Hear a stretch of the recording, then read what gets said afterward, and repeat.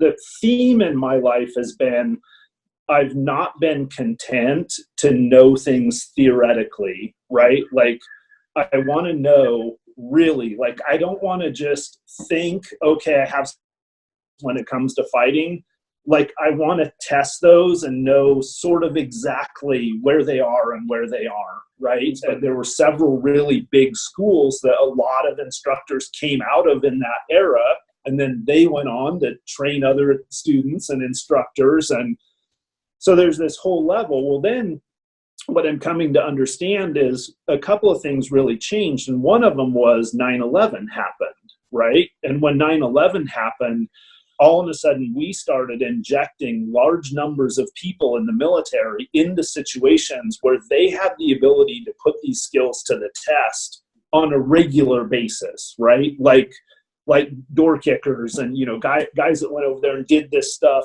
maybe even night after night after night, whether it's survival skills out in the woods. Like, it's not good enough for me to know in theory that I have a pack that has enough gear in it that I could survive out of if my vehicle goes down. Like, it's important for me to test that and know the answer to that, right?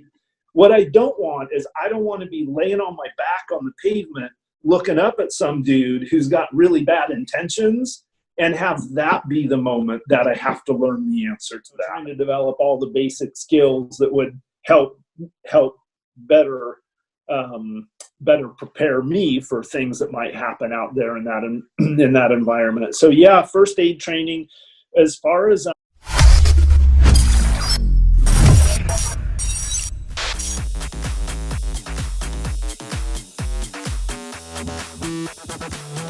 And we're live. Okay, guys, welcome back to another Tactical Podcast. This is going to be Tactical Podcast number 27. We're here today with Kaiser. Now, Casey is a very interesting guest that we're having on here. I've actually been really looking forward to this conversation. So you may or may not know that Casey has a YouTube channel and an Instagram channel called Coyote Works. And Coyote Works is a really cool Instagram page. I've been digging it and looking at his, off-roading adventures and his crazy things that he does out in the wilderness. So for those guys and girls out there who don't know, Casey has a real passion for the outdoors. He is passionate about exploring the most remote areas. The ones that like other people maybe wouldn't look for or seek out, off the beaten path type of thing. So he searches for traces of any history that he can find in here. He goes around and is constantly trying to improve his survival techniques and his bushcraft, wilderness awareness, wilderness exploring. Remote places is kind of where he spends a lot of his off time. And it really is fascinating whenever I meet somebody like this, a modern day pioneer, a modern day student of survival. It really is interesting to sit down and talk with them. Now, besides for having a steep and rich knowledge of wilderness survival and exploring, he's also a student of the hand-to-hand combative. So he's got a purple belt in juijutsu, Brazilian jiu-jitsu, which I find quite impressive. Boxing, mixed martial arts as well. He's also constantly working to improve his defensive shooting skills. Now, this is something that's really cool, and I'm noticing here that he's got kind of a wide understanding of the civilian shooting courses. He's gone and done a number of these courses, always trying to improve and better himself. Much like all of the warriors that I constantly have on this program, he realizes that the only way to get better is to never stop learning.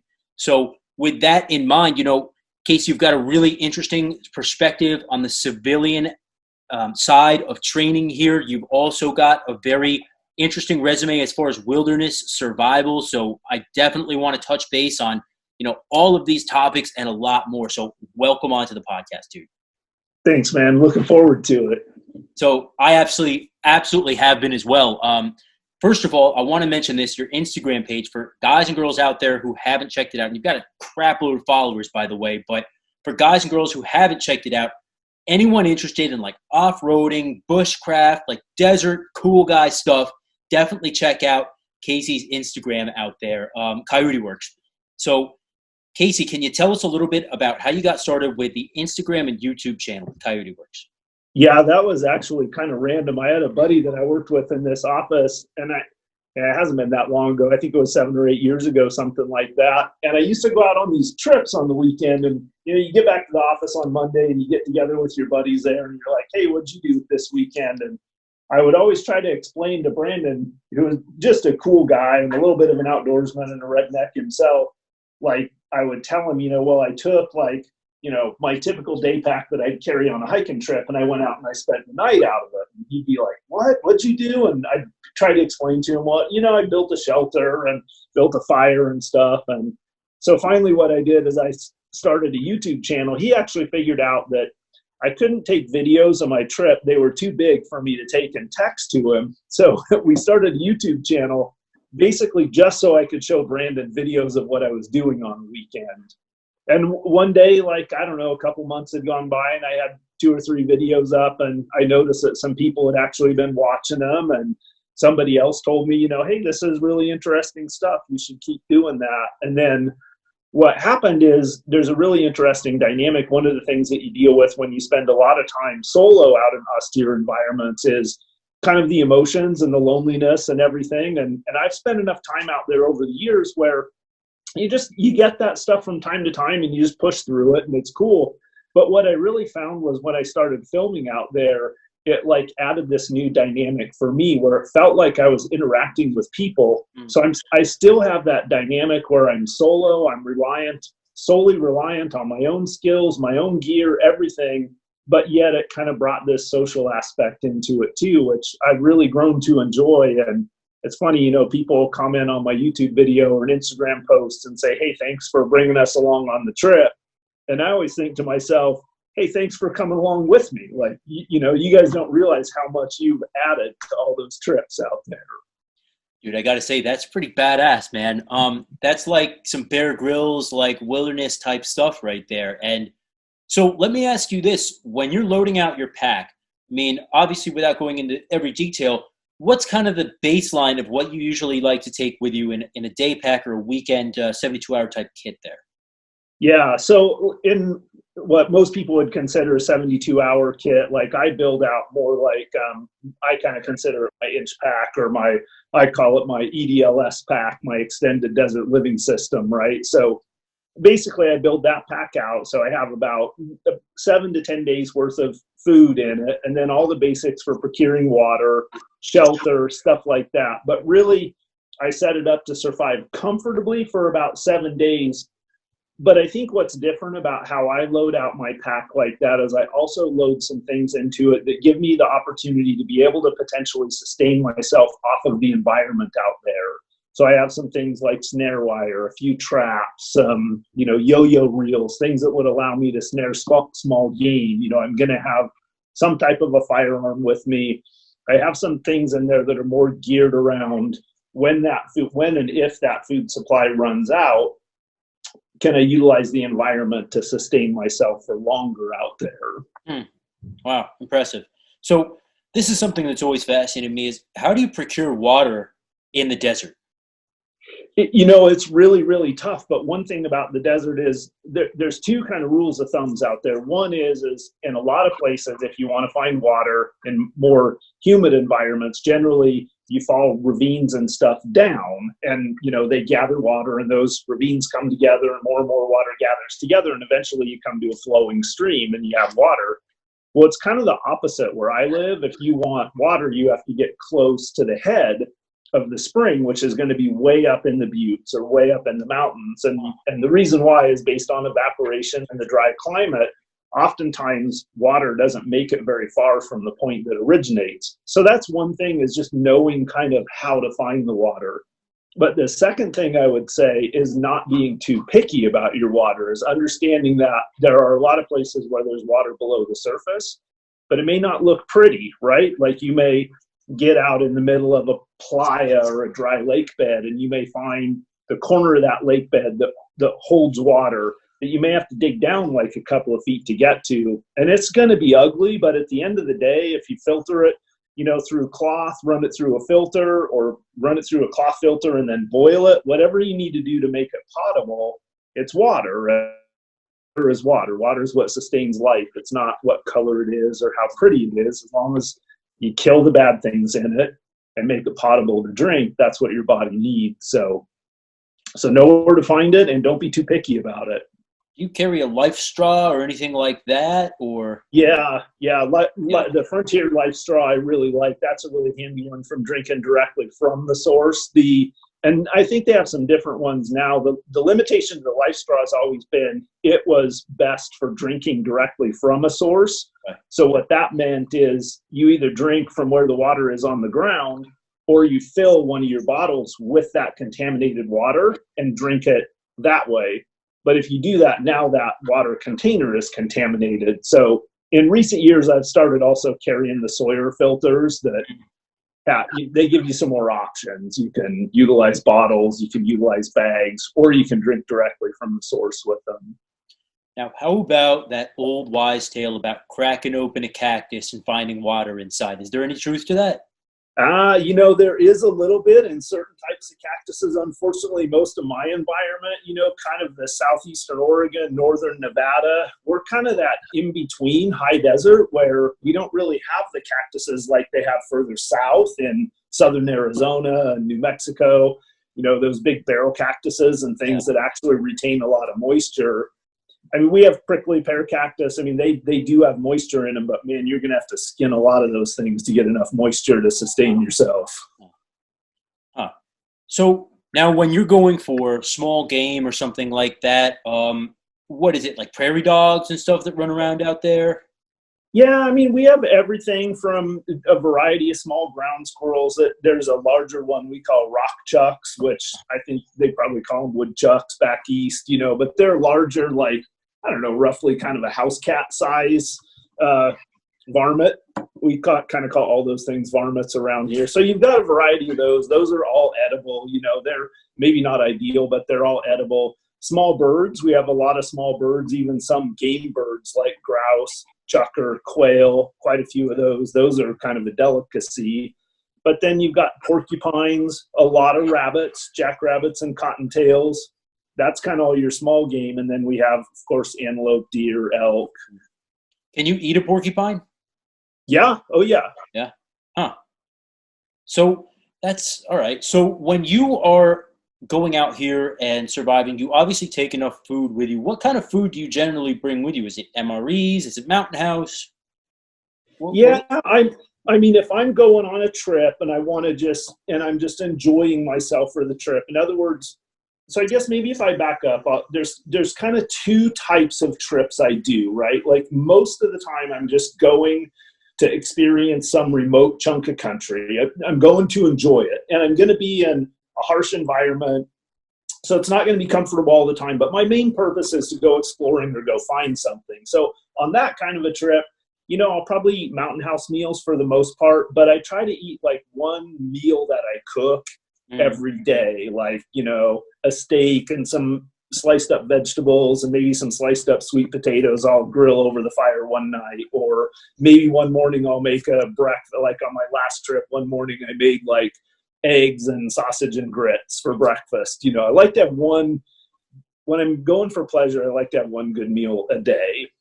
Now, the other kind of trip I do, which I do several times a year, is a trip where I'm going to subject myself to a certain level of discomfort, number one, and number two, to test some set or some segment of my skills.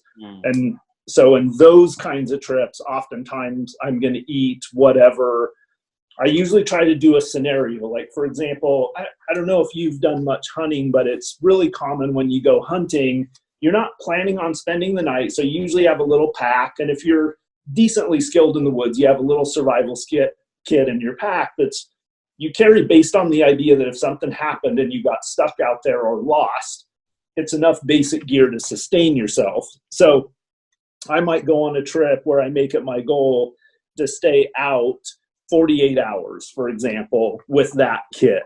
So that means whatever I eat then would be whatever's in that kit, which likely would be a couple of Millennium bars. I mean, usually that's what I'll have in my check pack or a day pack. It'll just be a couple of high energy bars. And wow, dude, that's pretty crazy, man. So you literally go out there and you trap and you forage and you hunt for your food.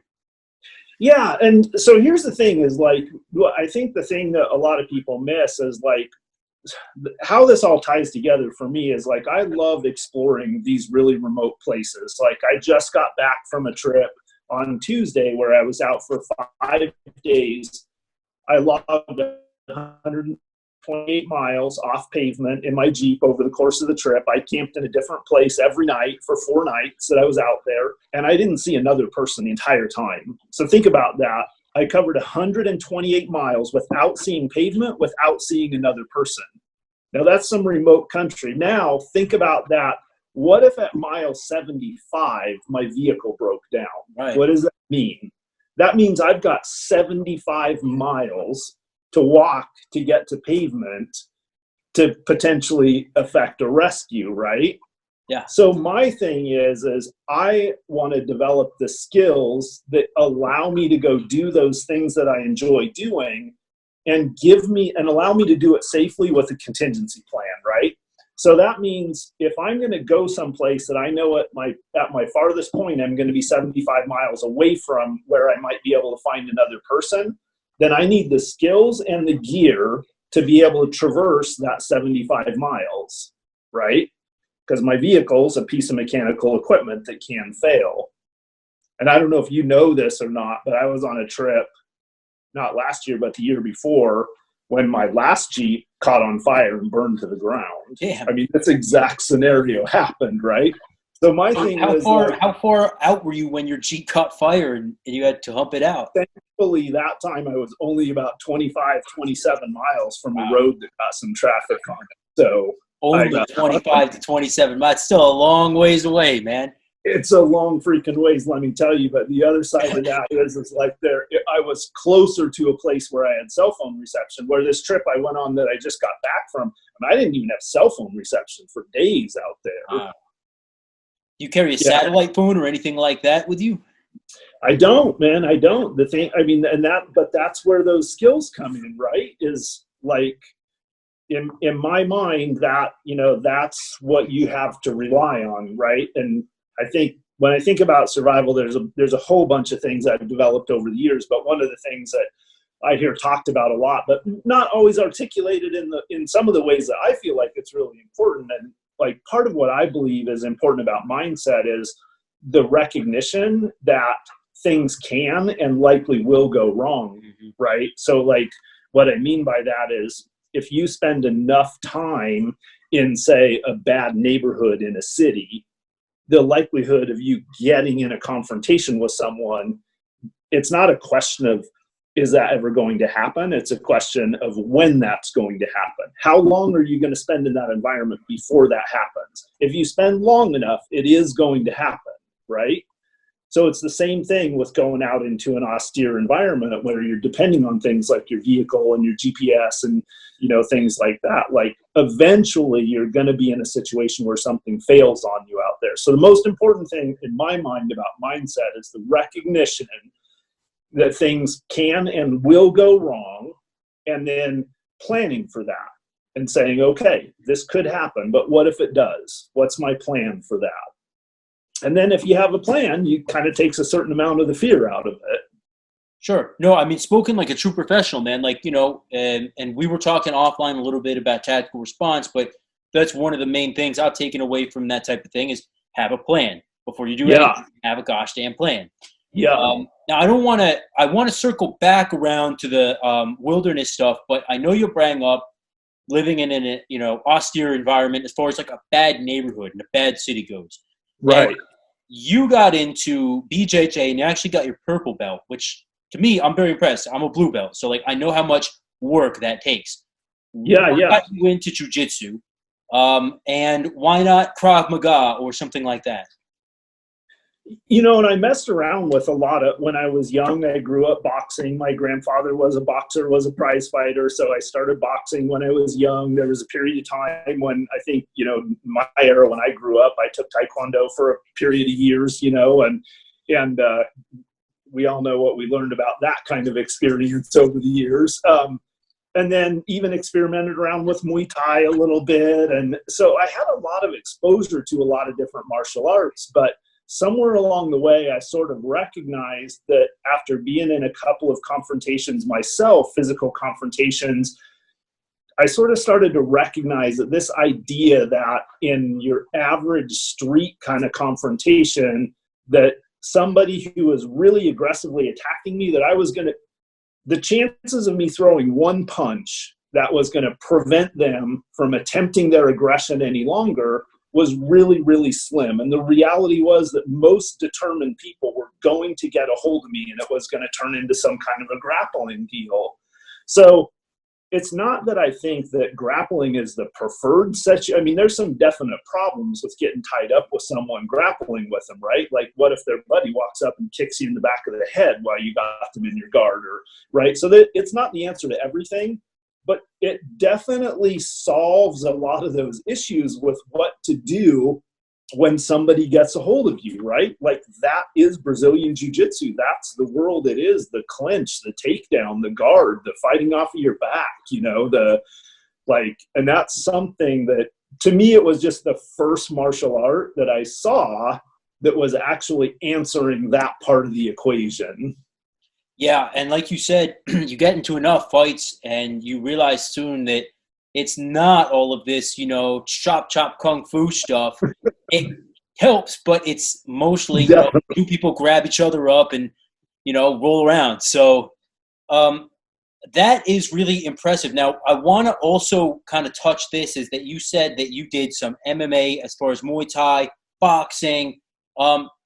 Why go more why focus more on the aspect of grappling rather than going to the striking? Because I know a lot of guys who studied boxing or striking all of their life never really get into the grappling too much. What made you really decide, besides for the practical aspect, to, you know, go all the way and get your purple belt? Yeah, no, I think part of it was definitely just personal enjoyment, right? Like, if for guys that haven't experienced Brazilian Jiu-Jitsu, it's hard to understand, but like, when you get into that equation of how to use leverage and timing and joints and grips and pressure, and I mean, there's just so much to it, right? Like, when you first start learning Brazilian Jiu-Jitsu, like you lay and twitch in bed at night with all these different scenarios going through your mind. And it's like the body is this huge puzzle, right? And like, the guy that you're grappling with, the guy that you're battling with, you know, is this puzzle to unlock and figure out. And so you get all these different, you know, like, my thing is I'm not a big guy, right? I'm tall, I'm thin. So I'm really not well suited to something like grappling. Like, guys that are my same weight, that are shorter, that have, you know, better leverage and thicker, you know, necks and joints and stuff, they're better. But I learned that for me, you know, my game was get to someone's back, right? Like, once I get to someone's back, I can control someone even much bigger and stronger than me. So my strategy was all about, don't even mess around with all of the rest of the stuff. Like, the minute we lock up, I'm working to try to get that back. And once I have the back, it's just a matter of time before I would wear somebody out and submit them. But, you know, so it's a lot of it was just that. Like, there's so much to it when you get into it. And then here's the other thing is, like, there's very little theory in Brazilian Jiu-Jitsu, right? Like you think up a new move, and then you go to class the next time and you roll with a bunch of guys and you get your answer of, is that a crafty move or not, right? Like, real quick, you get to try it out. And maybe the answer is, it might have some merit, but you need to work on some details of it or something. But you know what I'm saying? There's just something about being able to learn something and consistently be in that environment where you have the opportunity to test it. And for me, here's the thing, like, you started to kind of ask about martial arts and everything in general. So the theme in my life has been, I've not been content to know things theoretically, right? Like, I want to know really, like, I don't want to just think, okay, I have, when it comes to fighting, like, I want to test those and know sort of exactly where they are and where they aren't, right? And the thing that you learn in martial arts and all that stuff, the thing you learn is there's always somebody better, There's always somebody bigger. There's always somebody. It's not about that.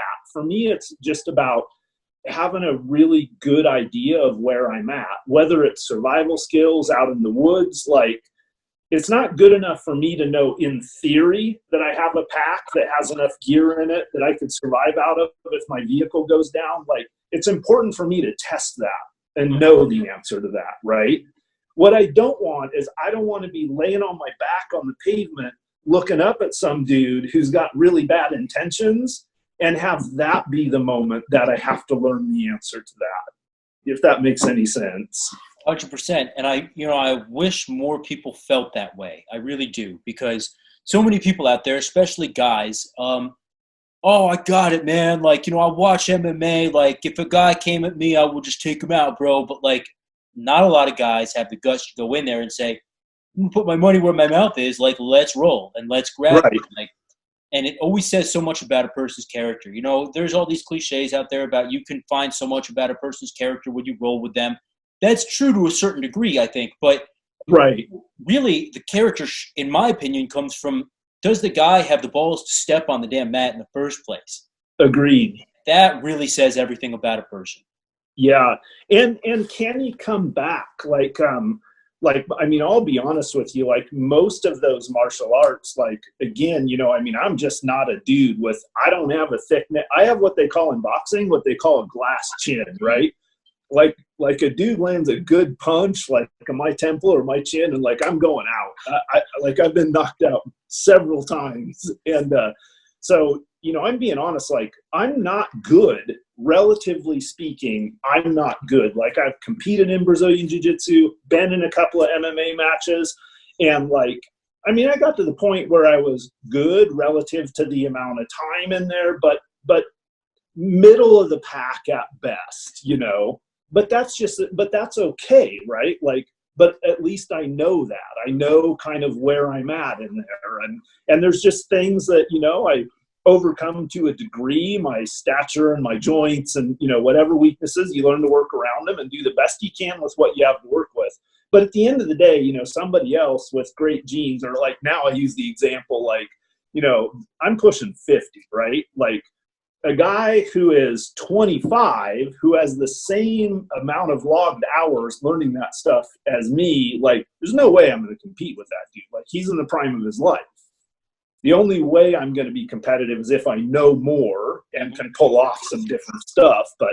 But there, to me, for a long time, I had this guy in class. His name was Ron, and Ron was like literally like this 350-pound truck driver.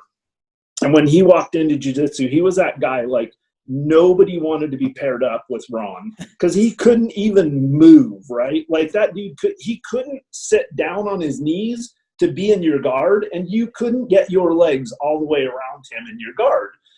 But here's the thing, man, like, that dude that's 24 years old, just out of college, wrestled a little bit of college, that walks in the jiu-jitsu school, like, everybody's all, oh man, he's a phenom. He's going to be the best dude on the team or whatever. Like, you know what?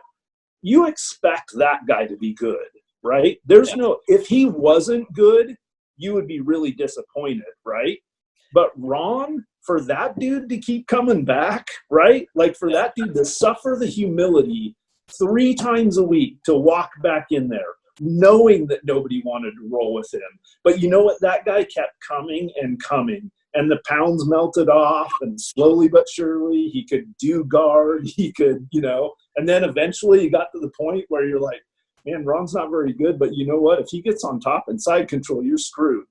And like, all of a sudden, Ron's like sort of in the game with white belts. And so he's the guy, to me, that he's the guy that you got to admire.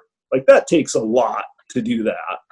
It really does. It really does. And I always see even the girls who come and, they're rolling around with, 24-year-old ex-college wrestlers and stuff, right? And nonetheless, I realize, like, for a girl, the guys, some of them, at least most of them, trying to tend to take it a little bit easy, but they're still fighting a fully grown freaking guy, right? Like, I always give them so much props. Like, and I see them come, and they keep coming back for like a year. They're a tough girl after that. Tough. It's impressive. Now, I can't tell you how many times, dude, I've heard a guy like you tell me, I'm mediocre, I'm no good. And then usually what happens after that is, he's choking me out at some point, right? So I'm always weary of a guy that says, I'm okay, I'm just, okay. But you've got some point going about the young guys, right? And it really is kind of a young man's sport. I got into it late, 32, 31, 32, maybe something like that. And I remember thinking, I wish I had started this at 18, because if you had, where would we both be now, right? Yeah, no question. So what else besides the grappling and the boxing and the Muay Thai, the striking? Have you ever tried any, like of the military type Krav Maga type these things, or? I haven't. One time I had a guy that did a seminar at a school that I was at, a Brazilian jiu-jitsu school, came in and did a one-day Krav seminar in there. And I remember, like everybody else, like we all thought it was super cool, but you can only learn so much in 4 hours, right?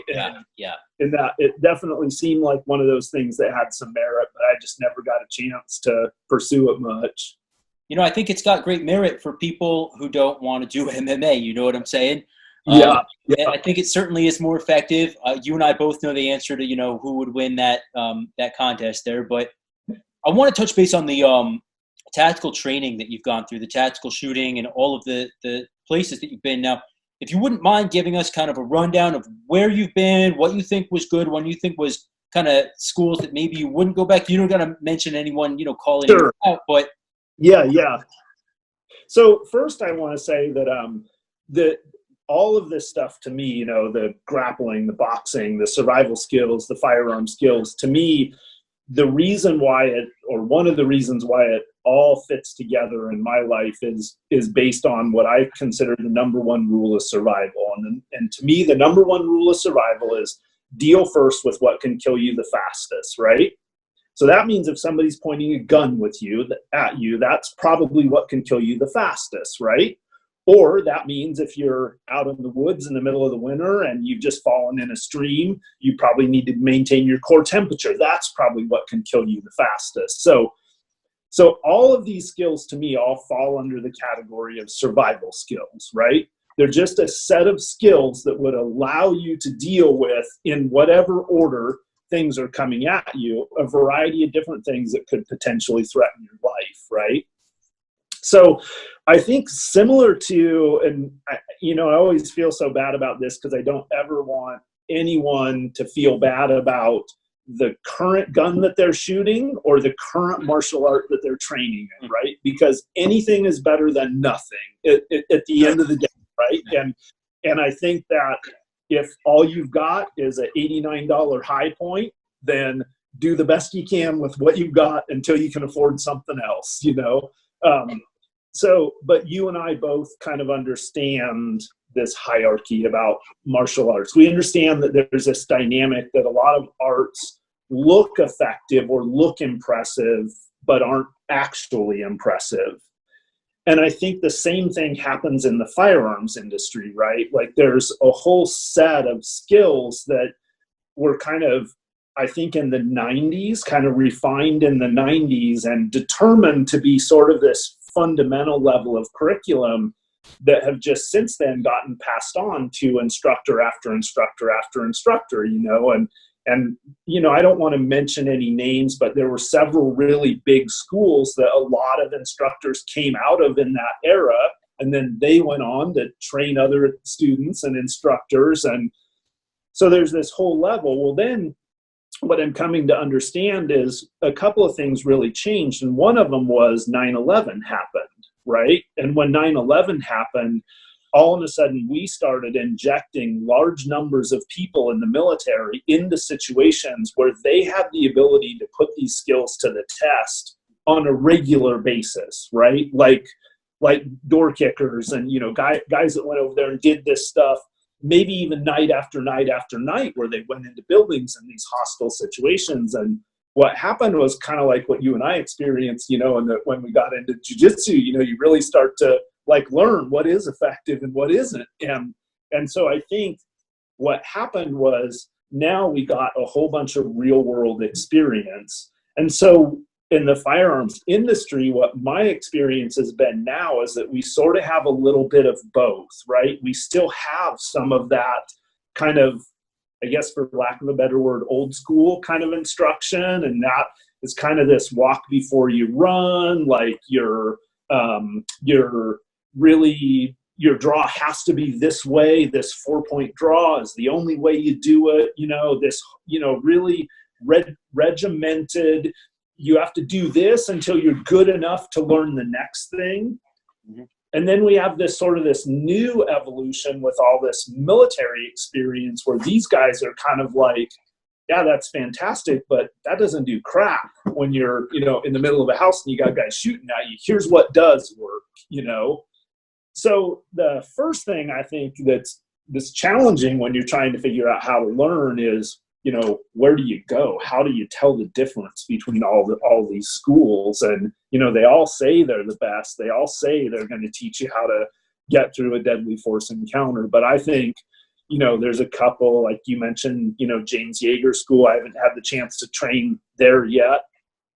I did get out to Nashville and I trained with Drew Estelle from Bear Solutions, SF guy that has a good a good curriculum and everything. He was actually kind of the first guy that I trained that was different from that, really. And I don't know how to explain it other than that I feel like it's like the 90s law enforcement curriculum. That's exactly what it is, man. That's a well put, yeah.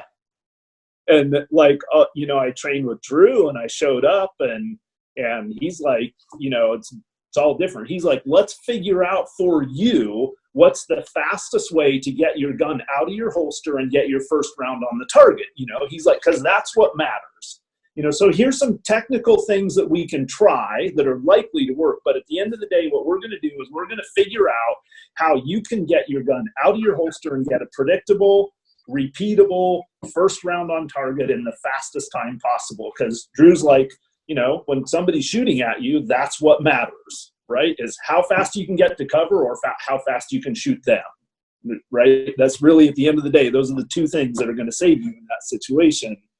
So really, it got more dynamic in that whole world. And I think what I'm seeing or what I'm experiencing is there's starting to be the recognition that yes, there's kind of a one-size-fits-all answer for some basic firearm safety. But when it comes to executing things, like we used to think, there's one way to go through a center-fed doorway in a room or whatever, and this may not be a great example, but now there's starting to be a recognition that there's probably multiple ways to do a task with a gun, and they're each going to have some positives and negatives. And one of them may work better than another one for you as an individual based on your body type, your physical condition, how often you're going to practice it. There's higher level techniques that in the old days we would say, oh no, that doesn't work. But what we've learned is it doesn't work if you're not going to practice it. But if you're going to go to the range and put 500 rounds a week and practice in this scenario, yes, it can work for you. We used to think that, the whole thing about, I don't know if you're familiar with this, but I remember being taught this back in the 90s, the whole thing about there's only one way to run your slide on a handgun, right? You got to come over the top, rack it back. And I remember always being told that whole thing about how that's a major motor skill, right? And you can't depend on these fine motor skills. And I don't know why I wasn't smart enough to ever question this, but like one day somewhere along the way, someone figured out, well, wait a minute. I mean, we're doing this. Isn't coming back up against the wall and, isn't prep, sights, press, come back to the wall, doing that. Isn't that a pretty fine motor skill? So why can't you use what we used to say is that's not a slide release. That's a slide stop, right? Like that used to be the thing. Like, no, that's not, you'd get berated if you called that a slide release. And now they're like, well, slide release, dropping your slide with a slide release isn't the best answer all the time, but it's an answer that can be pretty effective and probably is much faster than any other way. So it's just that whole thing where I think there's starting to be more recognition and openness to there being multiple ways to do something and them each having positives and negatives. you bring up something that is 100% on point as far as, and I never really thought about this, but while you were telling me about your theory about guys coming home from Iraq, Afghan, all around the globe fighting terrorism, it really dawned on me that yes, after 9/11, we sent so many of our guys into direct action, direct harm's way, and they came back with the direct knowledge of what works and what's BS.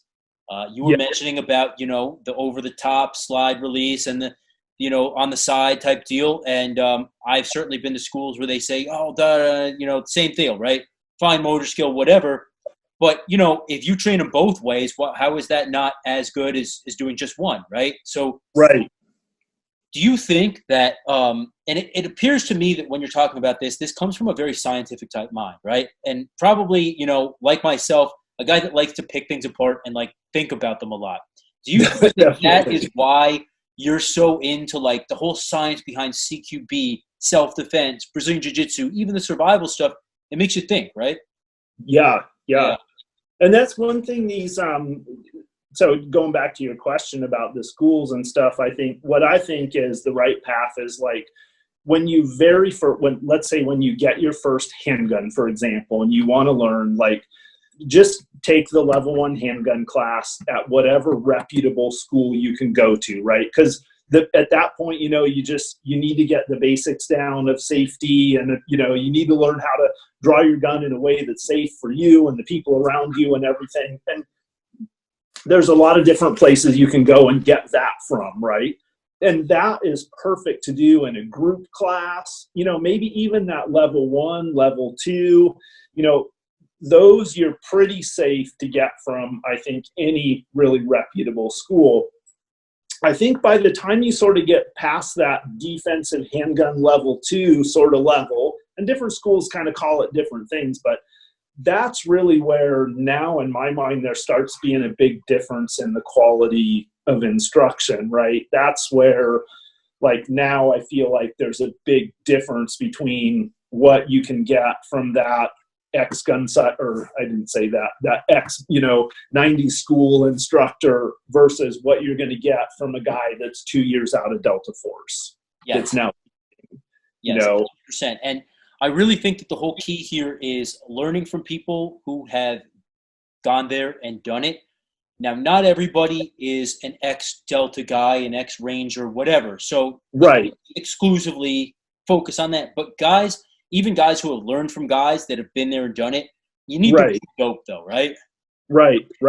And I'm always hesitant of, if you start to get that really kind of posture, egotistical, really, well, this is how we do it at our school, like anytime I kind of start to hear that, like, I'm like, okay, this is probably not a place that I want to go. And understand, like, I'm a huge believer in, like, yeah, I mean, different great shooters. There's phenomenal shooters out there who you put two of them side by side, and there's differences in the way they do stuff. And they're both phenomenal shooters, And I'm a big believer in when you do seek training, like, go there and listen to the guy you're getting that training from, right? Like, don't argue with him. That's not why you're there. You're there to get his knowledge, his or her knowledge. So get it. Do things the way they tell you to do, regardless of whether you think it's right or wrong. You can sort all that stuff out. Sort that stuff out on your own at the range when you're done, right? Like why not get every ounce of information that guy thinks is the best, and then take that back, practice it, honestly give it a try, compare it with some of the other stuff that you've learned, and figure out for yourself which is most effective for you.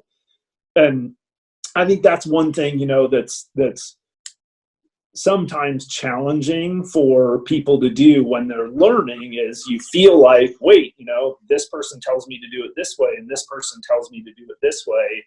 And it's like in jiu-jitsu, if you go to 3 different black belts and have them show you how to do a triangle, triangle from guard, for example, with someone in your guard, I bet you all 3 of them will show you the basic move will be the same, but there'll be little nuances that are different in each one. Yeah, and you mentioned something which is big, checking your ego and kind of leaving it at the door when you go into one of these schools. And for a lot of guys like you and I, we tend to be kind of alpha guys, tend to be kind of like, look, we grew up fighting. We know what's going on here. So it's nothing new to us, but we're there to pay them to give us what they have. Right. And I think that's such a key thing that you bring up. What is your opinion about, egos, as far as, you've met a lot of guys like I have in this field. Yeah. How important is it really every day, day to day, but especially while training, to check your ego? Dude, I think it is one of the hugest, most important things to do. I think it's one of the biggest problems with the firearms industry in general, right? And even to a degree, I think less so in like the Brazilian jiu-jitsu world, because in Brazilian jiu-jitsu, there's some guys that can be kind of arrogant here and there, but they have to be damn good. Yeah. Right? Or they're going to get humbled. You can't really have an ego there unless you have the skills to go along with it. Whereas like in the firearms world, I don't know, I think the dynamic's different. Like, because we're not all actually shooting at each other when we're training, like we don't really know who is the best or who isn't. We know things like who can shoot the tightest group at 7 yards, or who can shoot the fastest bill drill or whatever. But at the end of the day, we don't really know, if JJ Rakaza or Rob Latham is better in a gunfight. And there's no way we're ever going to know. Yeah. So I think, that's one of the things that I feel like is horrible about the firearms industry, is how many people do have these big egos, and then how many people on the student side of things too do have egos and make it uncomfortable for other people in the class. I think another thing that's been really frustrating for me is, I think there's a big divide out there with a lot of instructors and schools between their civilian students and their law enforcement and military students. Yeah. And I've been in some environments where, like, if you're not on that side, I took one training where I was the only civilian in the class, and all of the rest of the guys in the class were high-level SWAT cert operators and everything in that class. And, like, it was just crazy. Like, other than the instructor, hardly anyone. I spent 9 hours sweating and bleeding and running with these guys on the range. And like, I'm not going to say I was as good as them, but like I hung in there, right? Like, I feel like I earned some props, right? Like, and I definitely had my day. There were some things that I was like the top. There were some scenarios we ran that I came out on top, and it was just a weird vibe, and I don't know why that is. I don't understand that, but I think from a civilian perspective, that's something else to consider is the place where you're seeking training. Like, again, I'd say, like James Yeager, like he very clearly is very supportive of civilians owning guns and attaining high levels of skills with those guns. Like, you can tell that's personally a priority to him. He believes that everyday people who want it should be able to have whatever gun they want and attain whatever level of skill they want. That's a place where you want to go train. Yes, and you bring up James Yeager, and he is the man. He is a really interesting character. He really believes in I even think honestly, he kind of puts civilians over law enforcement types. I think he kind of almost thinks that, I'm not speaking for him, but I think that he almost thinks you should know what you're doing anyway if you're a cop. So, it's really interesting to see a guy like that, be so adamant and ornament for our traditions as Americans, citizen soldier, that type of thing. It's something to look up to for sure. Now, you bring up about being the only civilian in a school like that. And James talks a lot about that too. He gets upset with these schools that we only train, law enforcement, and sometimes we'll run a course for civilians. I don't feel like that's a place you just want to be anyway, right? Like you were saying, right. Too many egos, right. Too much bullshit, dude. Yeah. So you mentioned that you had an interesting story about James, and I don't know if you want to bring it up here or not. Okay. Yeah, no, because I think this is really cool. I've watched him on his social media for a long time, and he obviously can be a pretty polarizing guy. He's got some pretty strong convictions and beliefs. I think it does come through on his social media that he's a good dude. Maybe I just think that because I share a lot of his same beliefs and stuff. So a lot of things that he says that offend some people, I'm not offended by. But so I don't think he's a terrible guy, but he does come across as fairly like I don't know if harsh is the word, but he Rough. comes Very across. rough. Yeah. Yes. And so a couple of years ago, I was at SHOT Show, and I ran into this kid there. I think his name was Jacob, and I think he did some videoing or something like that for James. And so I was walking around there, and I ended up meeting this kid, and he mentioned something about James Yeager, and I go, oh, yeah, he seems like a cool guy. I've always wanted to meet him. And he's like, oh, you can totally meet him. I'll take you. He's going to be here at this time. So as a new YouTuber, I was also thinking, God, this would be gold if I could get some video with this guy or whatever. Well, my camera ended up going down that day. So I came back to meet Jacob and meet James Yeager. And I forget what booth it was. I think it was like Century Arms or something like that. And so I went over there, and here's James, and he definitely was much more laid back in that environment. Had a couple of guys around, but was just real casual. Said it was a pleasure to meet me and asked me questions about the YouTube channel and everything. And then he's like, hey, do you want to grab a little video clip or something? And I was like, man, I'd love to, but my camera went down, so I don't have a camera. And he's like, well, dude, I've got like 3 cameras with me on the trip. You want to just use one of my cameras for the rest of the show?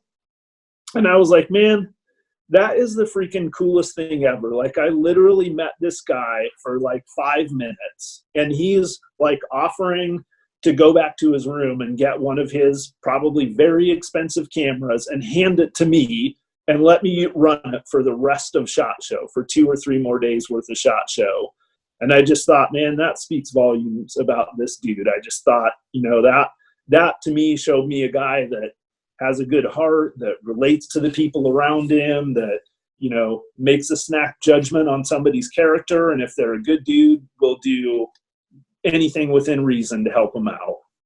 It's funny you say that. I have a very similar story, and I'm not going to go into it all, but I am going to say that when you first meet James, he does come off very gruff and very tough, and he is a badass dude. But at the end of the day, he will give you his shirt and his shoes just to, like, be a good guy. He is such a freaking nice guy, and you would never expect someone that, like, gung-ho to be like that. But he is a good guy, man.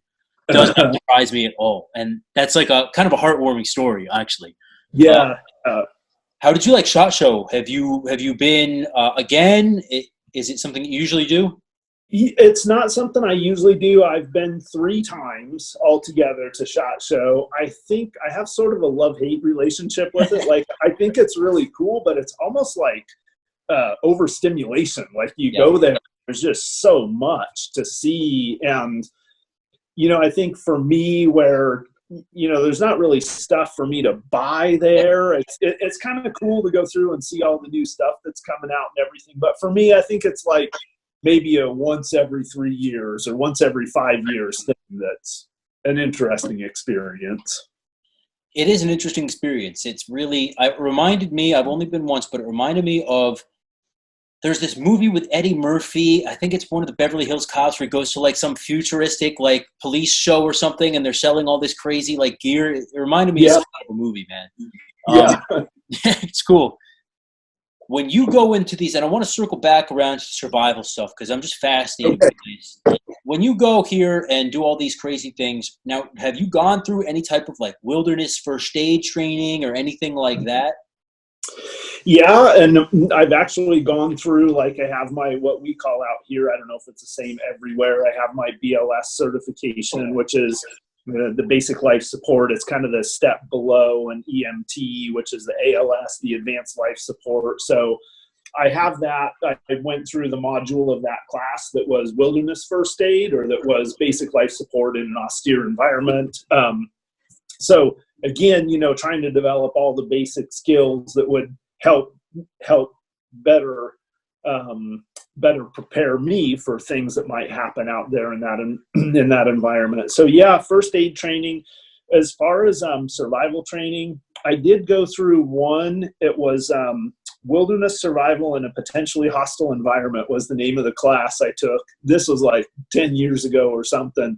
But it was pretty cool. Like, they gave you a packing list for a bug out bag, and then we headed out in the wilderness for 3 days with and you had a weight limit. It was like 35 pounds of the pack, and you brought an AR-15 rifle and a pistol and everything. So, and we made shelters and set snares and things like that. We were in a place where there really wasn't any game or anything. So, and we ended up basically just starving for 3 days. But you know, I mean, you learn something out of that too. You learn that, all right, you don't necessarily need food every day to perform basic tasks. And so it was cool. But other than that, most of like my kind of survival skills in the desert came from, you know, my father, my grandfather, my uncle. You know, we were really poor when I was young, so we hunted a lot. That was a part of kind of what we ate and everything. So I just grew up with woodsmen and, you know, for my role models and the people that I hung out with. So,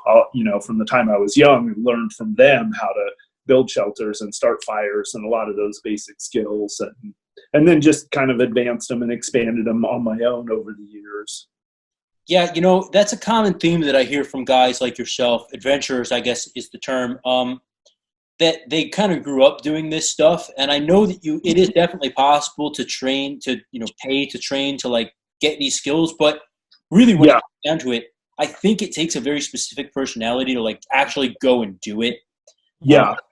Now, I wanted to ask you this for guys and girls out there. You know, obviously we're in the middle of a pandemic right now, and it brought to the forefront of a lot of people's mind that they're not as prepared as maybe they thought they were, or a lot of people out there, honestly, even some watching this podcast probably are thinking, I never prepared at all, and now I'd like to start doing so. So once this thing boils over and blows over, rather, and, you know, people are able to kind of get back out and do these courses and everything again, can you maybe give us an idea of where we could start from maybe even ground zero, or, you know, no training at all, and work ourselves up to being at a very high level of preparedness?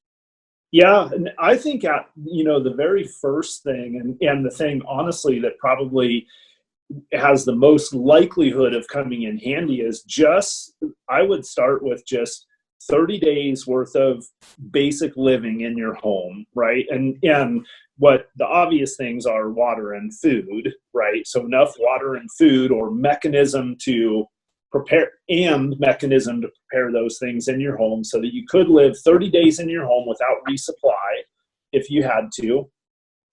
But also it's the hygiene. Like, we saw this really random thing in this pandemic that no one to this day can explain, which is why the run on toilet paper of all things. Like, to this day now, there are 3 grocery stores in the town I live in, and I guarantee you, if you go in them right now, there will be no toilet paper on the shelves of it.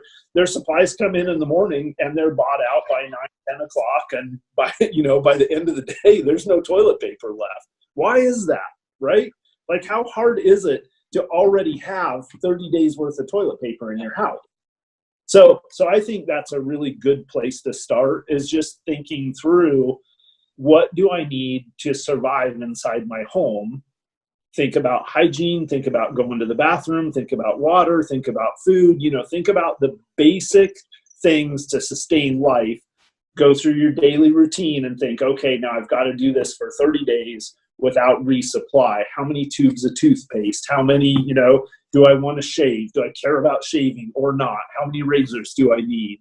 And just once you have an idea of what you need, and then here's the thing is, you don't have to get it perfect, right? Because the reality is that if you get it mostly right, you'll survive and be fine. If you have nothing, then that might be really uncomfortable for you. But even just by trying, you're likely going to land in a position where the worst case scenario now is that you're going to experience some relatively minor level of discomfort, as opposed to waking up every day freaked out about whether you're going to get enough food to feed your kids, right? Yeah, and so this brings up something that is kind of fascinating here. Not fascinating, it's fucking sad, to be honest with you, is the economy is going to shit. And right. I firmly believe that, if you, while you've got the cash and the equity to go ahead and do so, if you stock up for a little while on what you need, that's less you have to spend later on, right? So another good reason to stock up. Totally. Yeah. So, for example, in this situation where, like you mentioned, I'm pretty convinced this is going to blow over, and the biggest impact to it is going to be the economic crisis that our country is going to be in for a while afterwards. But, But, just imagine you're one of those restaurant workers that lost your job. In my state, they closed down. Restaurants are not allowed to serve people. So they're, I think the numbers were, we just had another 28,000 people this week file for unemployment because they're out of work based on these executive orders. So, but if you're that person, so the virus isn't going to cause society to collapse, I don't think, in this situation. So if you're that person, that restaurant worker that lost your job, but you have 30 days worth of supplies, maybe in this situation, to your point, that's just that much less grocery that you have to try to figure out how to buy on the amount of unemployment that you're getting or whatever. And so it's really it's a no-lose situation. Now you bring up, this whole thing has taught us so much already, and it's far from over. Now you bring up the fact that where you are, it's you can't even serve people. Now, are they not even doing takeout at the moment, or? Well, so that's kind of an interesting thing. Technically they're allowed to do takeout, but there's some pretty hardcore restrictions on the whole social distancing thing. So you even think about logistically, some places just aren't set up to be able to do that, right? Technically, you shouldn't be handing somebody a meal through a window or something like that. You're supposed to maintain the 6-foot distancing. So it's kind of questionable whether or not, and now it's even getting worse because there's starting to be these watchdog groups around that are starting to turn businesses in and people in for clients. And so yeah, there's this environment where it's really, at best, it's very difficult for them to do business, and they're going to be doing a really limited amount of business. Overall, what restaurants that are operating are saying is they're sitting at somewhere between 17 and 30% of their normal capacity, depending on the place. So now if you think about, most of those restaurants probably operate on, pretty thin margin. They're way underwater. Yeah. If they're only at 17 to 30% of their normal revenue, they're way underwater. They're not making their expenses, and they're down to a skeleton crew.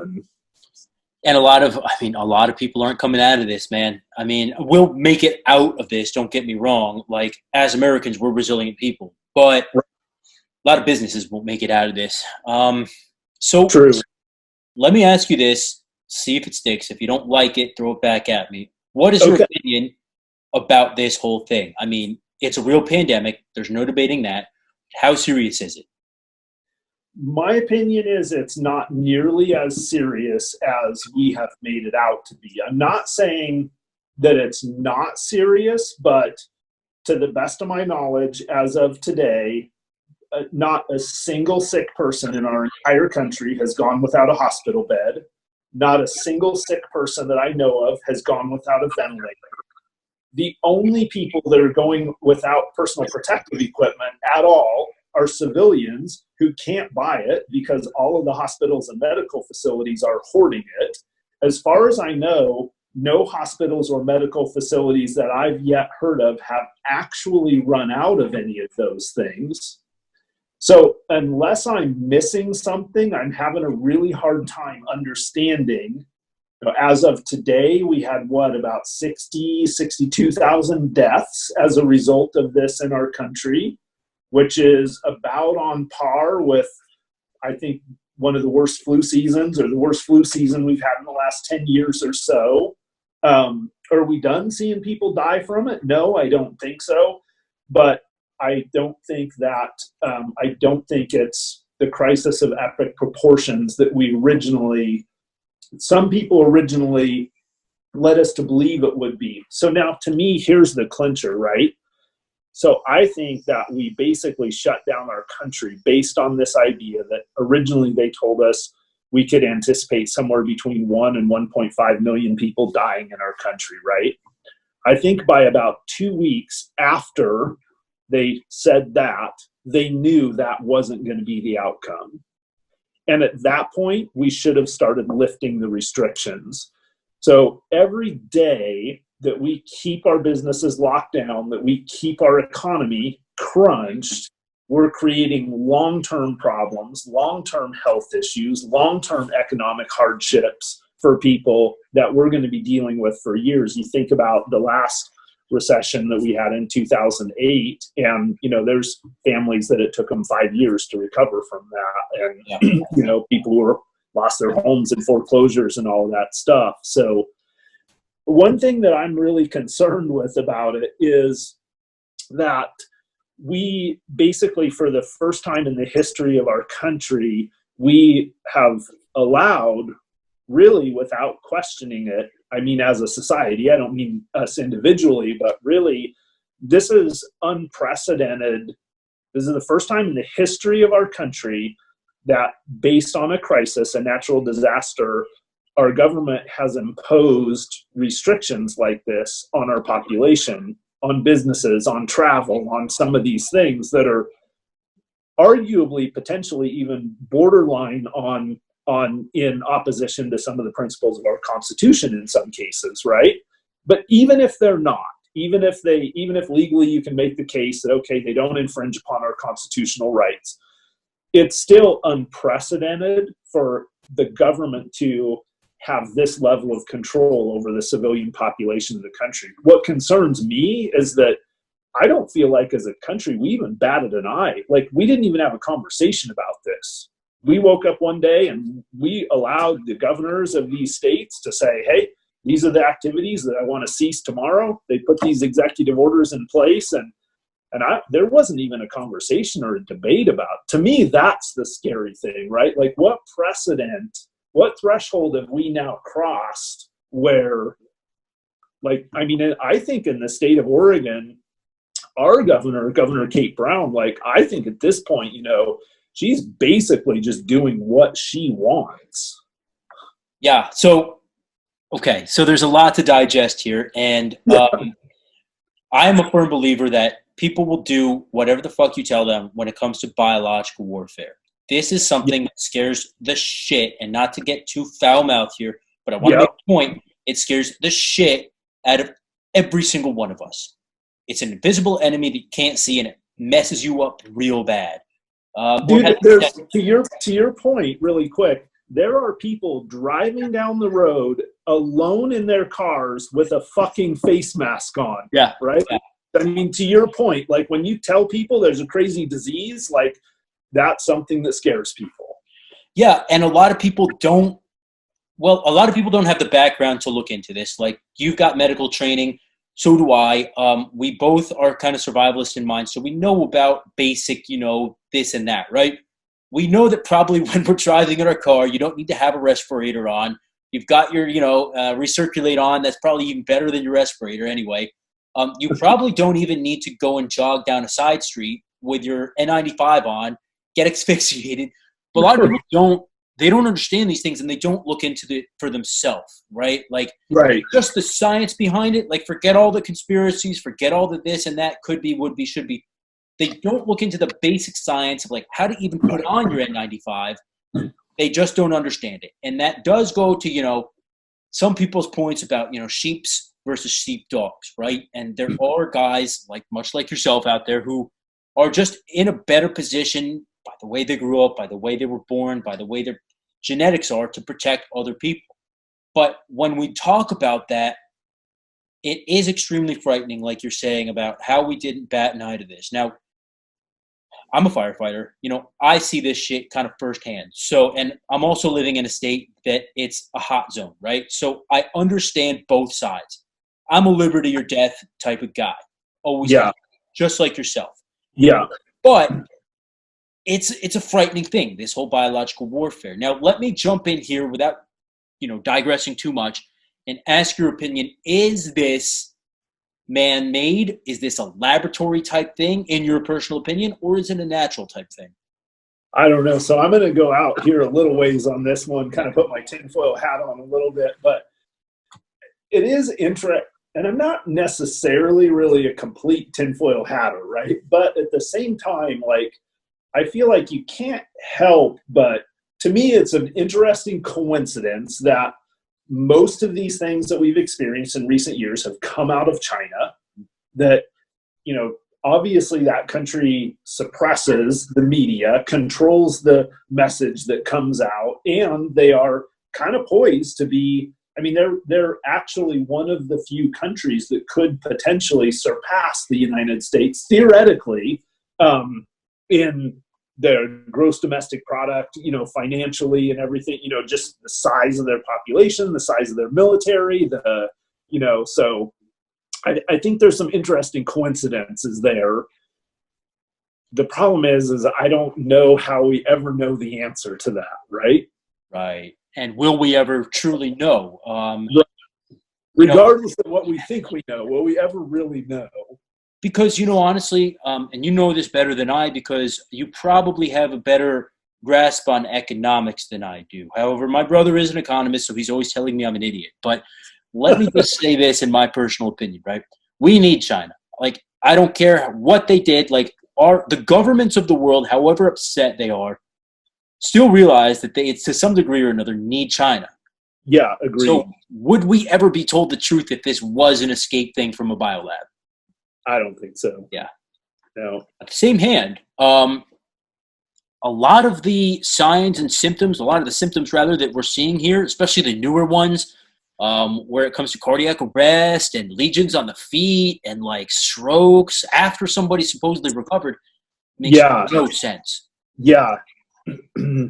Yeah, I was just reading something the other day about how their blood oxygen levels and monitoring pulse ox, and how they're seeing in some really healthy people, even people that aren't outwardly affected by it, for whatever reason, they're having really extremely low blood oxygen levels, which is really interesting. They don't really understand why that, and that seems to be persisting even after they've kind of apparently recovered for some period of time. And in certain cases, I guess, resulting in more serious respiratory and circulatory complications. That's weird that you've got people walking around with numbers like, I'm trying to remember so I don't mess it up, but I'm going to mess the number up. But it was in the 50s probably, or maybe even lower than that. And they're thinking clearly, they're talking. How is that even possible? Right. So there's some really weird stuff about this.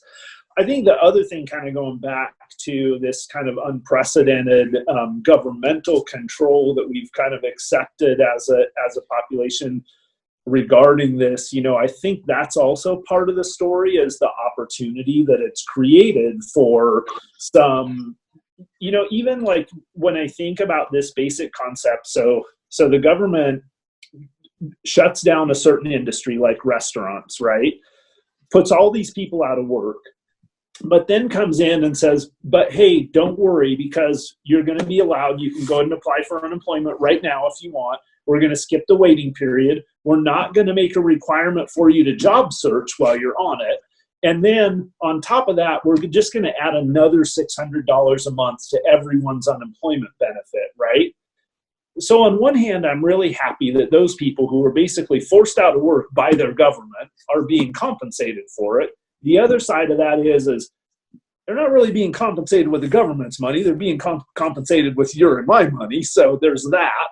But the other thing is I don't know, to me, that's a little bit suspect when there's a certain amount of interest in moving our country in more of a socialist type direction and everything. And that's a pretty bold move, in my opinion, in the direction of saying, hey, just depend on the government. The government's going to take care of your livelihood no matter what, right? And so who you think about, who is this affecting? I mean, this is affecting mostly younger people, mostly people who are in those jobs, right? That generally speaking is going to be more often than not people earlier in their careers and things like that. A huge part of our voting population, right? A huge part of our future community leaders and organizations. So, to me, there's some really, without getting, again, too conspiratorial, we're creating some really interesting dynamics here, like this whole concept of and then you got the healthcare industry, right? Which I think is another incredibly disturbing dynamic going there, where like in our state, they're basically saying that They're going to leave it up to the healthcare industry, the local county officials, and the county health official. Between those three parties to make decisions about how to open communities back up, right? Which is fine, except what are hospitals? They're our largest for-profit corporation in our entire county, right? So now we've got a for-profit corporation who in our state right now just has been announced that they're going to receive $103 million worth of federal stimulus. So are they benefited by this crisis ending sooner, or are they benefited by the crisis going longer? So, I mean, there's just crazy. Yeah, it's the classic capitalist kind of problem that we face. And I'll put it out there because I don't care. I think communism is the biggest enemy that we as Americans have and will face in the future, especially the near future. But, you know, at the same point, capitalism does have, you know, drawbacks as well. And that's kind of one of them, the whole privatization of that type of deal with hospitals, even prisons. But, yeah, man, you bring up a brilliant point about the hospitals there. If they're kind of in the mix there, it's not in their best interest that things go back to normal right away. Right. And then, you know, and then you have this dynamic like at a local level too. I have some very close friends that work for the hospital. And so, you know, you go back to around March 15th when the hospitals stopped doing all of their non-essential medical procedures to start preparing for this huge, you know, influx. Well, that's basically never come here. In the county where I'm at, to date, we've had one case in my entire county. So that hasn't happened here. So you have this dynamic where you have hospitals who made the decision to stop all of these non-essential services, which were the services that were paying their bills. So they made the decision to stop that. Now they're bleeding money financially. So they're screaming to the states and the federal government to bail them out for decisions they made. You know what would happen to a corporation that made a bad decision like that? When my grandpa was young, that corporation went out of business and those people lost their jobs and they went out and they tried to find jobs with another corporation. And when that disaster came back again and they worked for that other corporation, they're like, no, fuck this. We've been here before. We don't want to do that. You know, they learned and they prepared better with their, so somewhere in this whole dynamic of you know, I feel like we're taking away this component of people suffering the consequences for their decisions and learning from them and becoming stronger, and us becoming stronger as a country moving forward. Casey, I have a serious question, and you might know the answer, and you might, you know, be bumping your head against the wall because nobody else seems to know. But why in the states and counties where there's really limited COVID cases or none, are they not opened back up yet? When just say, hey, wear a mask or something. What's the deal here, man? Dude, that's the $1 million question, in my opinion, right? Like for us out here in my county, and there's several others in my state that have less than 5 cases, you know, in huge geographic areas and areas that no one else really has any reason to travel to. So, you know, that is a huge question. Like, why? Why are we still shut down when we don't have this issue? And here's another question I believe that goes along with that is like, I think what we would do out here is we would open back up, but we would probably still tell our at-risk population, listen, you guys need to self-quarantine. You guys need to stay at home. If you contract this virus, you will die. So rely on your family members, your friends, your community organizations to come bring you supplies. We'll help take care of you, but you need to stay in your home. Why do we need to shut down our entire economy or a good chunk of our entire economy because of the 10% of our population that are at higher risk? Why don't we just quarantine those people and take care of them? And I understand about places like New York and, you know, New Jersey, tri-state area, right. California, the coast and everything. Yeah, they probably shouldn't open up. But, you know, wouldn't it be better for our economy if the places in the middle would open up? Yeah. So what is it then? Is it just people being stupid, like just being the government and being dumbasses about it? I don't get it, man. I don't get it. I feel like there's a weird kind of control thing going on there. Like, I feel like there is a certain body of people in politics that do see it as an opportunity to push forward some agendas, some political agendas. And I feel like a lot of them are kind of related to having some more controls in place over the civilian population, the citizen population. You bring up something, and we're getting into tinfoil hat, black helicopter territory. But, you know, I keep one next to my bedside proudly anyway, so I'll just go for it, man. Worldwide, this is what's going on. There's a very, very few number of countries that are not doing this. Would this insinuate that this shadowy group of people are sitting around kind of pulling the strings globally, or is this maybe more of a global reaction to governments knowing something that we as the people don't? Right. For example, this is a bioweapon. It did escape from the Wuhan lab. This thing is serious, and it will kill in bad ways people indiscriminately. We should all shut down, but let's not tell the people because they will panic. Right. Or what if it's even something just as simple as, what if there's certain political groups and parties and out there, and not just in our country but in the world, who are like, let's just see how far our population will let us go. You know, maybe it could be just as simple as that. As there's obviously, it's no conspiracy theory to realize that there are certain politicians that are power hungry, right? Like, that's a fact. Everyone understands that. So maybe it's just as simple as we've got a bunch of them that are in positions of power that are saying, let's see how far we can take this. Maybe it's not about preparing us to take the mark of the beast. Or maybe it is, who knows? But right. You never can tell. It might be a little early for that still. But, you know, people get really scared in times like this. And to circle back around to the whole training aspect of it, what can we do now to prepare ourselves better for the future as individuals? Yeah. To me, it's as simple as thinking about, as an individual, what are the things that you worry about? So this is the challenge when it comes to being prepared, is what do you prepare for, right? So in my mind, I prioritize that by what are the most likely things for me to experience. So for example, I spend a lot of time out in really remote places.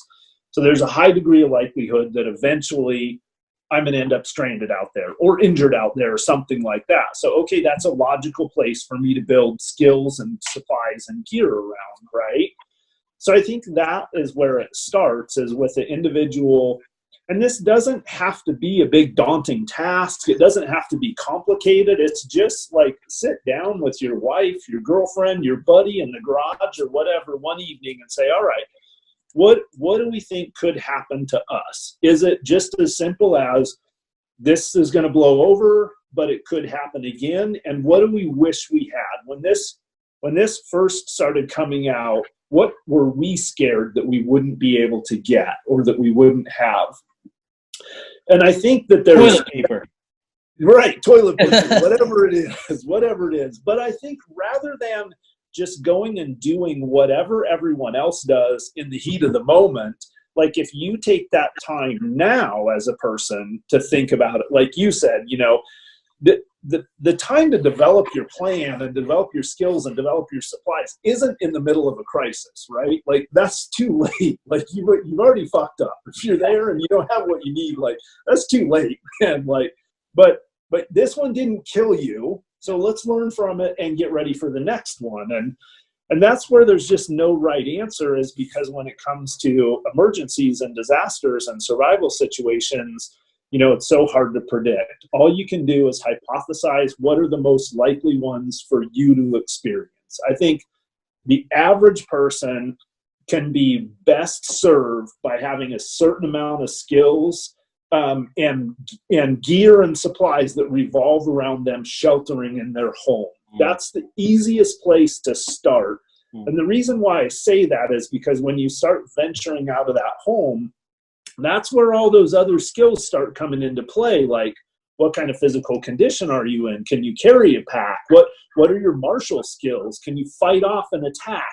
Can you shoot? Can you, all of those things really start coming into play when you leave the context of your home and hopefully your immediate neighbors that you all know and you can work together with and everything. Things get infinitely more complicated and unpredictable when you leave that environment. So I feel like for most people, it makes a certain amount of sense to start there, and you can begin to relieve that feeling of fear by just knowing every day when you come home from work that you got a couple weeks worth of everything you need right in your home. And to me, there's probably, I bet 50% of the population of our country or something like that, if they would have had that, this would have been a completely different experience for them, right? Like, I didn't freak out about there not being any toilet paper. I sort of laughed about it. I was like, wow, that's random. Toilet paper of all, not drinking water, not dried food, not canned food, not, lighters, not, things to make fire or whatever, but fucking toilet paper. Like, I remember walking through the aisles when this thing first went down, man, and all the pasta was still on the shelves, all the salt, right, all the beans, and it was like meat and milk and heavy cream, the weirdest thing. It was gone. What's with that, man? And bread here. And bread, yeah. Like, all perishable shit. Like, I like peanut butter and jelly sandwiches, and I usually do my grocery shopping for my weekly stuff on Sundays. After I come in from the desert, I hit the grocery store and, like, where's my fucking bread? How am I going to make my peanut butter jelly sandwiches this week? And it really says a lot about the population that, a lot of people out there really had no thought process about this whatsoever. Right. It's like they just – oh, go ahead. Okay. How important do you think paramilitary skills are as far as, self-defense, shooting, basics about that? How important do you think that is when it comes to preparing yourself to ride out another one of these disasters?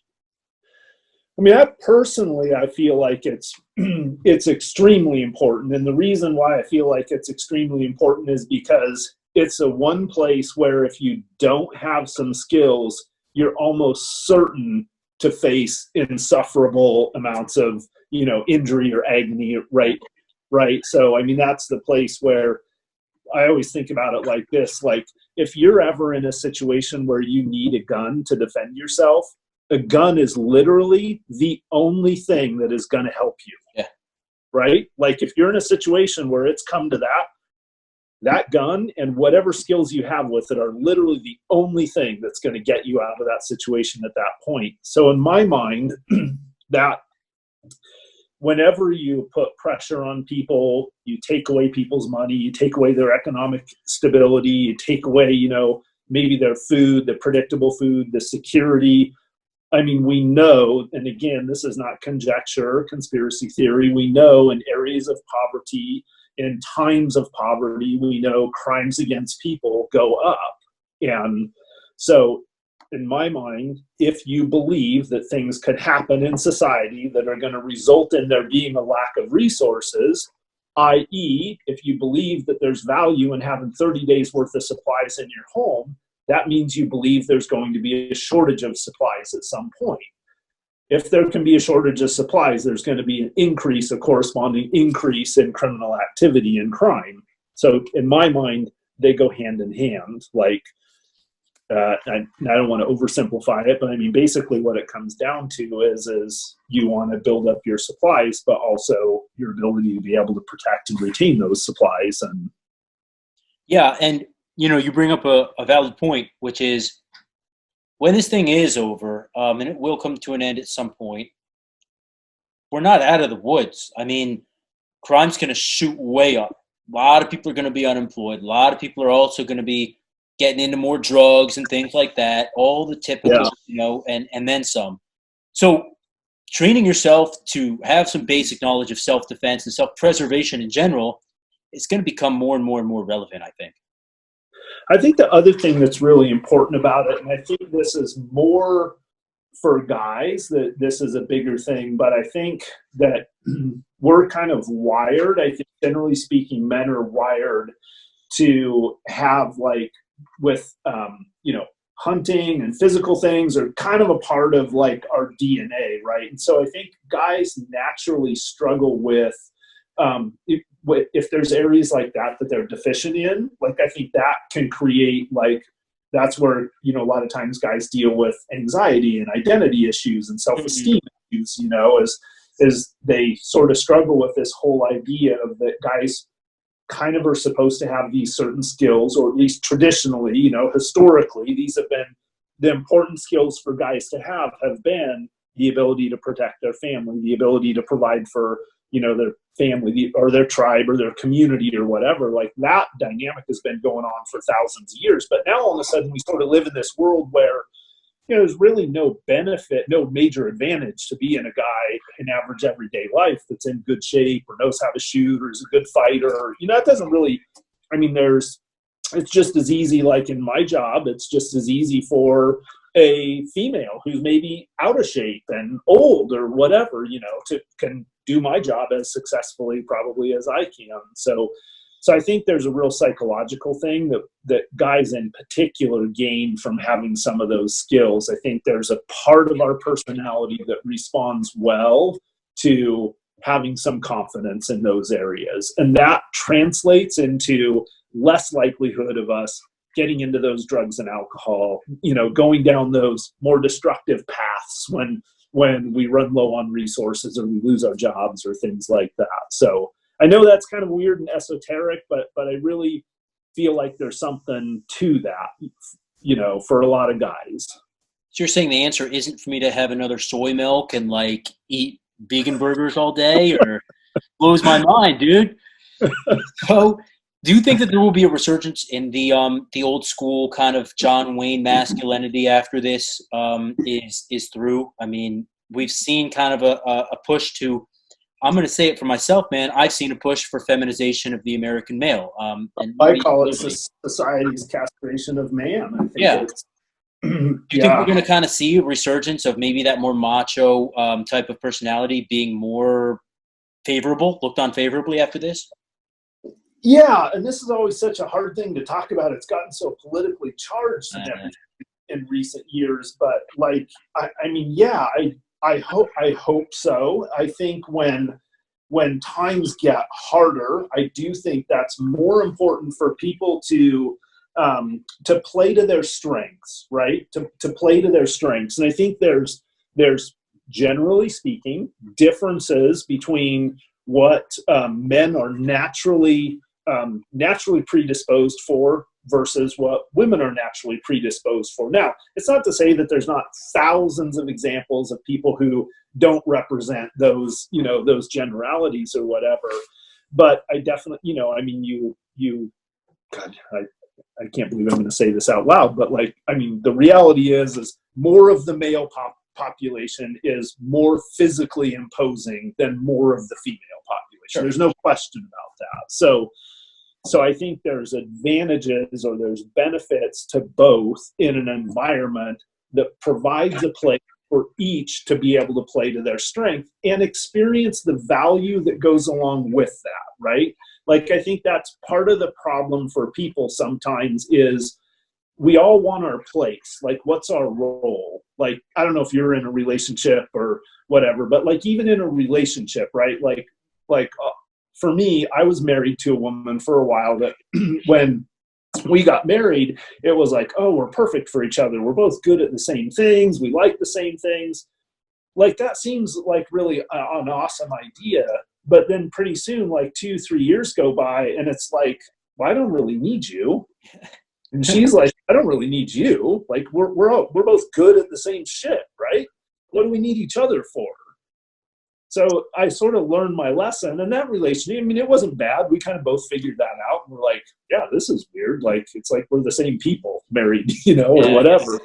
So we split up, and then so the next one I went a different direction, and that one was much more successful, where she had her areas of expertise that she could feel good about. That was her part of the relationship, her part of life, and then I had mine, you know, and that definitely worked a lot better. Now, it didn't. It's not still going on today, so it clearly wasn't perfect. But I mean, we are still pretty good friends. But I always say, like, I'm the last person in the world that should be given relationship advice. But you know, when it comes down to it, the most successful people and the most successful relationships when it all comes to an end, you can both stay friends. I think that says a lot about character right there. Yeah, and we are good friends. Both of the long-term relationships that I've been into my life, we're still good friends today, and that. But I think if you think about the same dynamic with a team, right? Like, let's say you're putting together a team of 5 people to go on some adventure challenge, right? Like, you don't necessarily need 5 people that are exactly good at exactly the same things, right? Maybe you need one guy that's really good at carrying heavy shit and one guy that's really good at land navigation. And you know what I'm saying? Like, maybe it's okay for your land navigation guy doesn't need to carry 65 pounds. Maybe he can be smaller and carry 50 pounds, and your big guy carries 100 pounds because your land nav guy is so, you know what I'm saying? So absolutely, it's that whole A-team type of thing where, you know, you've got your radio man, he's good. Everyone's kind of cross-trained, but, you know, you've got your medic, your radio man, your whatever it is, and everyone does what they are good at. Right. And I think that's potentially to your question about, you know, will there be a shift there? I think the answer is yes. I think there would be if society gets challenging enough. I think there will be, and I think it will be a good thing. So where do we go from here? I mean, we've seen this pandemic come on. It came on actually kind of swiftly. Like, I don't think a lot of us were really expecting it, to be honest with you. Like, it was supposed to stay over there. What's next for us as a country, in your personal opinion? Well, I think, unfortunately, what we're headed into is we are headed into an era of a new level of dependence on the government, which I think, unfortunately, I guess to make a long story short, I don't see this taking us as a country in a good direction. I think, and this sort of ties into what's happening with government and our country in general. I think we've been sort of going down a path that's not true to what our original vision for our country was. And unfortunately, I hate to be the one to say this, but so far, based on what I've seen, I don't see this making that better. So far, what I see this making that worse and maybe potentially quickening the pace to that. And I think what will likely happen is that if this leads to more restrictions, I think this is creating opportunities for the government to do this much more regularly based on much less severe circumstances and crises, right? We've accepted this once, so we've set a precedent. We've said, okay, if we're scared, if there's bad shit going on, we're okay with the government stepping in. As long as they're going to give us a check, we're good with them stepping in and telling us, how we can live our lives during it, in essence. Not all of us, but as a country, I feel like, unfortunately, that's kind of what we've said in this situation, and I don't think that takes us to good places. The only thing that I am comfortable with in this whole crisis is the leadership, and I'm not talking about broadly and generally. I'm talking about the president. I think that he has a very good understanding and a very good appreciation for the Constitution in general, and I think he's really trying to leave it up to states, to make their own thing. Yep. Unfortunately, we've got a lot of governors who are fucking scum, right? And I'll just say it like this, I've got a lot of respect for our leaders and all of that. But at the same point, there are a lot of bad ones with the good ones. Yeah. So I think that really, when it comes down to it, man, you're absolutely on point with saying that this does give a precedence.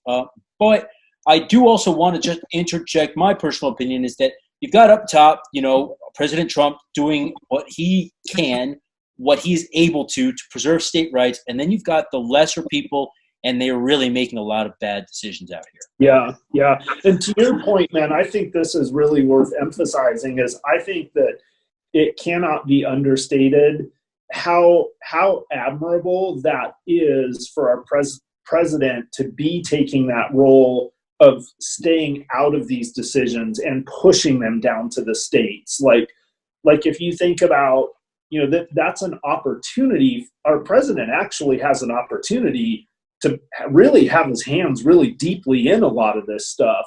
And I think it says volumes about him as a leader that he stayed true to that and basically said, listen, your states, you guys are all individual. You all have different dynamics. You all have different industries, different populations. You guys need to make these decisions. and you'll know this better than anybody else just from your martial arts and tactical background, is, the more powerful a man or woman truly is, the less they want to really grab hold of power, I think. Yeah. Yeah. And, it's like anyone else. You run into a Brazilian jiu-jitsu black belt and they're like, oh, yeah, man, like, let's chill, let's hang out.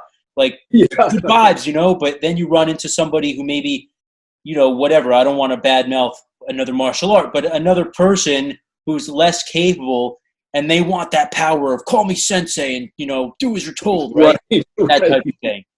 Yeah.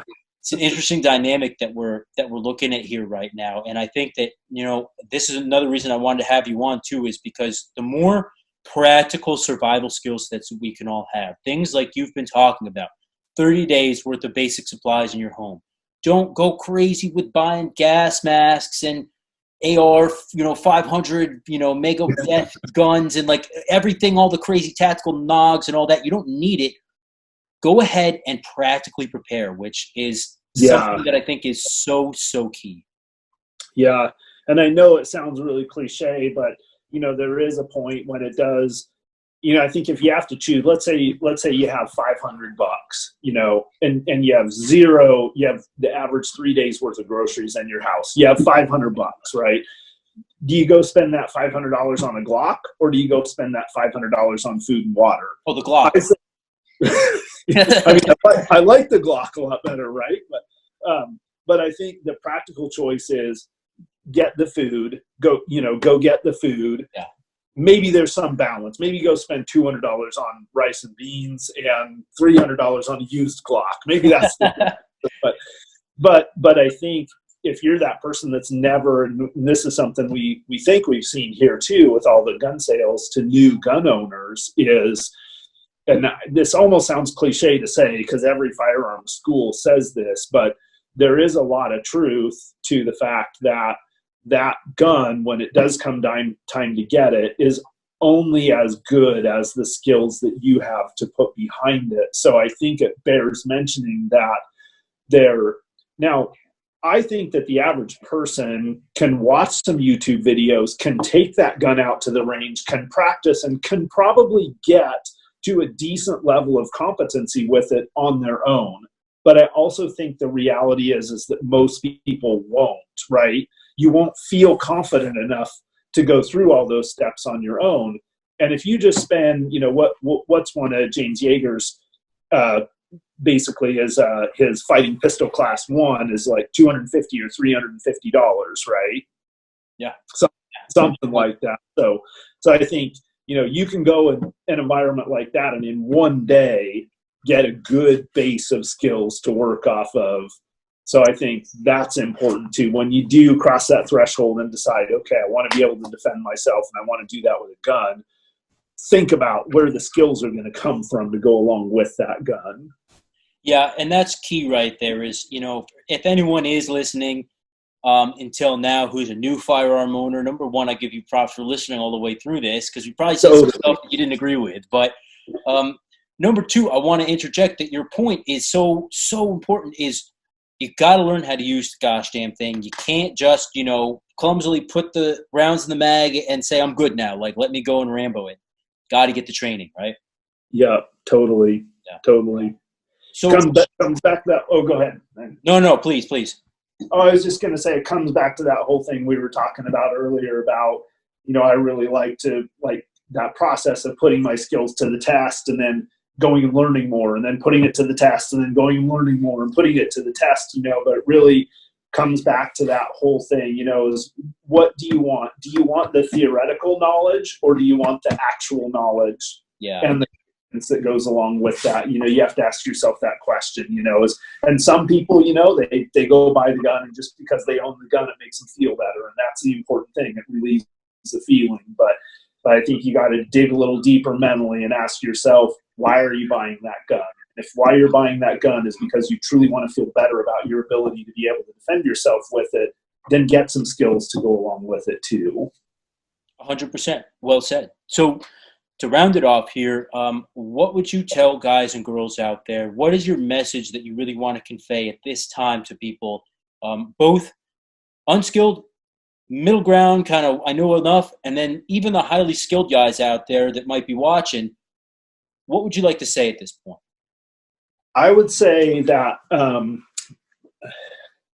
sometimes it's challenging to do this, but like I really believe that you got to have fun with it, right? So whatever that is, whether that's prepping in your home, whether that's building wilderness survival skills or whatever, like don't let anyone make you feel bad about it, and don't let anyone take the fun out of it, right? Like that stuff is fun. Like it's fun to think about. It's fun. Like to me, like shooting, it's like golf, right? Like you go out and, you run your bill drill and it's fun and it's challenging and you can do it with, your buddies sometimes and everything. But it's like, but if you can find a way to make it fun, you'll likely pursue it for longer. Like Brazilian jiu-jitsu, I think a big part of what makes that so enjoyable is that it's hard, but the camaraderie and the brotherhood and everything just makes it, you get wiped out on the mat, but you're giving each other bro hugs and everything on the way out of there afterwards. And so I think take whatever steps you can as a person to be prepared, feel good about that, and have fun along the way when you're doing it, right? Like enjoy life. At the end of the day, there's a whole bunch of things that could prematurely end your life. And I think a huge part of it is just having as much fun. Like a lot of people ask me this from time to time, well, what are you so scared of that you train all the time? Or what are you so scared of that that you're a prepper or a survivalist kind of dude or whatever? And I'm like that's not the way it is. Like I love shooting. I love going out and seeing, whatever it is, my 1 round reload, 1 round, drop down from 4 seconds to 3.75 seconds. I love being able to run my bill drill in 5 seconds at 5 yards, and then 5 seconds at 7 yards, and 5 seconds at, what I'm saying? Like it's the same shit as playing golf or playing softball or basketball. But the added benefit is that you go out and you have this fun doing it, but then you're actually more prepared as a person because of it too. Yes. So to me, that's the magic. And couldn't agree more with that last statement, is that at the end of the day, you're having fun with it and you're enjoying yourself. But instead of learning, just working on your golf swing, you're actually training yourself to survive, various very harsh environments as well. So why not, right? Yeah. Right after I get off of this call, I'm loading magazines for my next session, and probably will watch a Tony Cowden or JJ Ricasa video while I'm doing it or something. I like your style, man. So how can guys get in touch with you? I mean, you've got your Instagram, you've got the YouTube channels.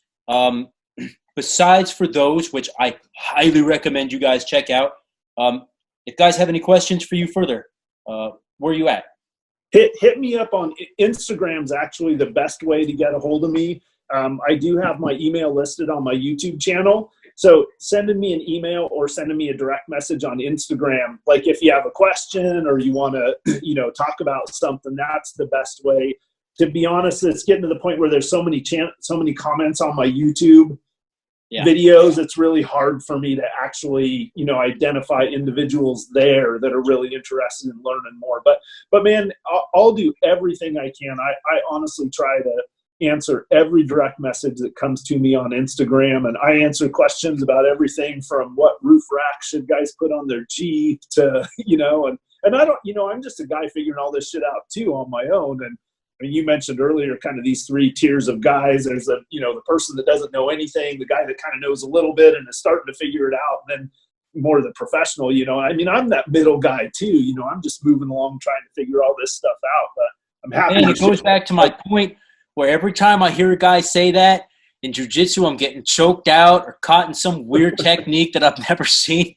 You very much know what you're talking about here. It's been an absolute pleasure to talk with you, dude. I feel like we could honestly keep going, but for YouTube's sake, I gotta cut it at some point. But I want to ask you a question, dude. Okay. Would you be willing to come back on at another point in time and maybe do a part 2 or something? Oh yeah, totally. Outstanding. Yeah, at a good time. This was really fun, man, and I enjoyed getting some of your insights and thoughts on some of this stuff too. Likewise, man. It's been a pleasure. So, guys, definitely check it out. Coyote Works. That's Coyote_Works on Instagram. Hit him up on YouTube as well. Check the channel out. Remember, if you want to get in touch with him, Instagram is the best place to go about that. So I want to reiterate something that I always say at the end of the podcast. You guys know what's coming. Please remember that you are your first and last line of defense. And I will see you on the next Tactical Podcast. Casey, thank you so much again for coming on. Thanks, man. Coyote Works out.